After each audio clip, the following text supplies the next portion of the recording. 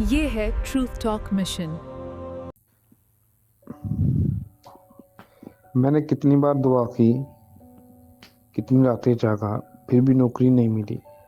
घर के हालात बद से बदतर होते गए। मैं करूं तो क्या करूं?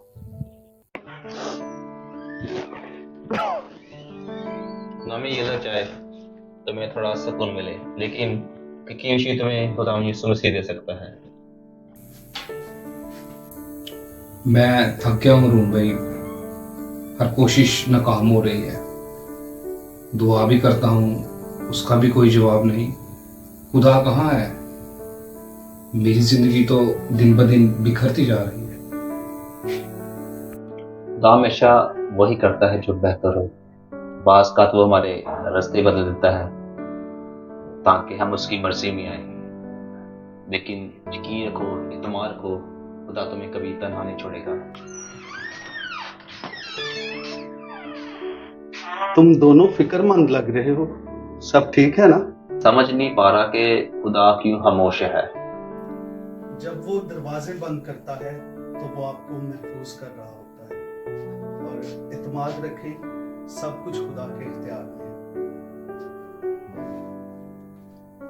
कैसे कर लूं यकीन? मेरा तो सब कुछ बर्बाद हो रहा है। भाइयों, खुदा के कलाम में लिखा है, रोमियो के नाम पौलुस रसूल का खत है, उसका 8वां बाब और उसकी 28वीं आयत में लिखा है, और हमको मालूम है कि सब चीजें मिलकर खुदा से मोहब्बत रखने वालों के लिए भलाई पैदा करती हैं, यानी उनके लिए जो खुदा के इरादा के मुवाफिक बुलाए गए हैं। नोमी भाई, हो सकता है आपको भी कुछ बुरा लग रहा हो, तो मैं आपको बताना चाहता हूं कि खुदा इस बुराई में से भी आपके लिए भलाई पैदा कर सकता है। हालात को मत देखें कि वो बुरे हैं, इन बुरे हालात में भी खुदा आपके लिए भलाई पैदा कर सकता है। ये खुदा उनका कलाम फरमाता है।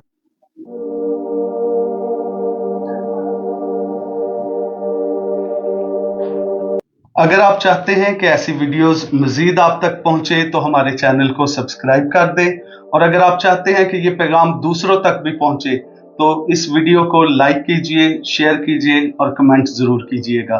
God bless you all.